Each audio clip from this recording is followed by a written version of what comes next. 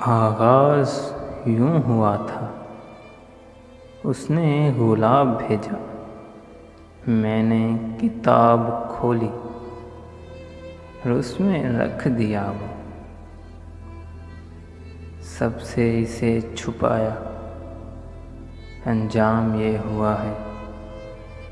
کچھ خشک پتیاں ہیں،